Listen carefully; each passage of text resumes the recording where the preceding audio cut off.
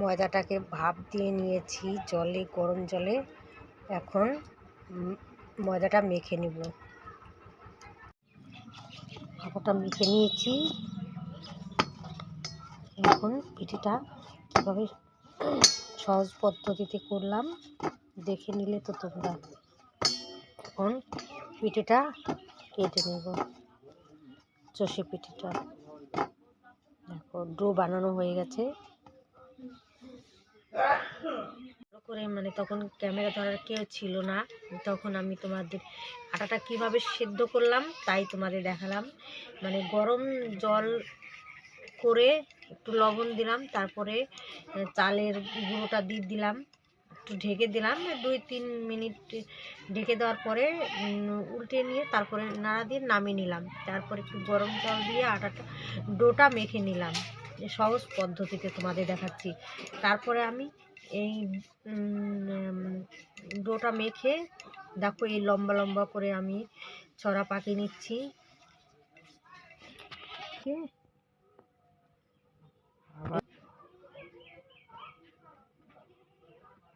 এগুলো আমি চালের গুঁড়োটা মাখিয়ে নিচ্ছি এর গায়ে, যাতে না লেগে যায়, তার জন্য আমি মাখিয়ে নিলাম।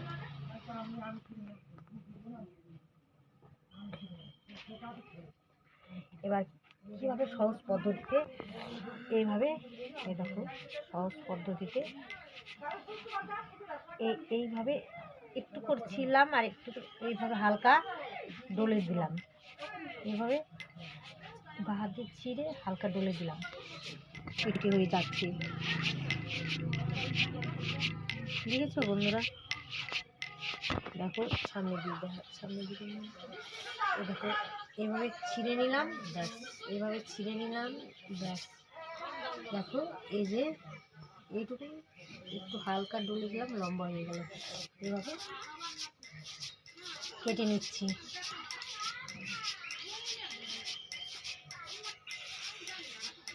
দুধটা জাল দিয়ে নিচ্ছি, তারপরে তুলে নেব, তারপরে একটু জল দিয়ে গরম করে নেব, সেটা তোমাদের দেখাবো, তোমাদের সাথে শেয়ার করব। ডাল গরম হয়ে গেছে, এখন ঢেলে নেব ক্যানের ভিতরে। একটু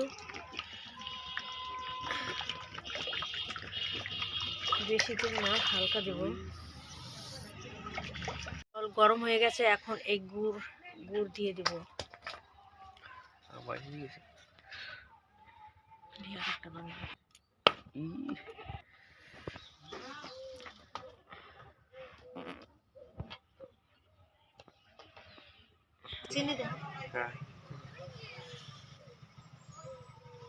চিনি দিয়ে দিলাম।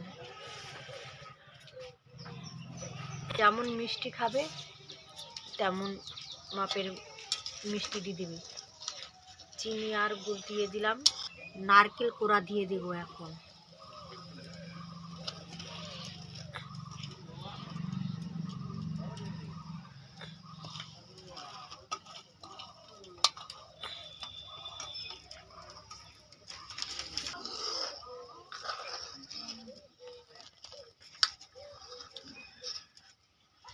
দুধ দিলাম না,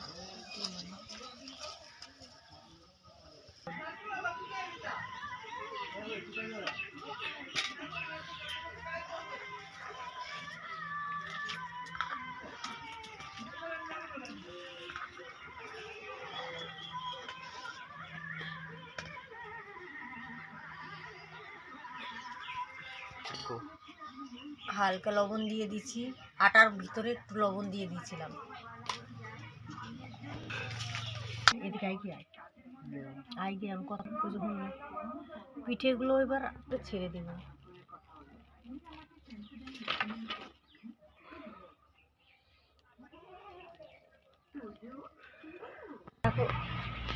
এখন আমার পিঠেটা রেডি হয়ে গেছে, এখন নামিয়ে নেব।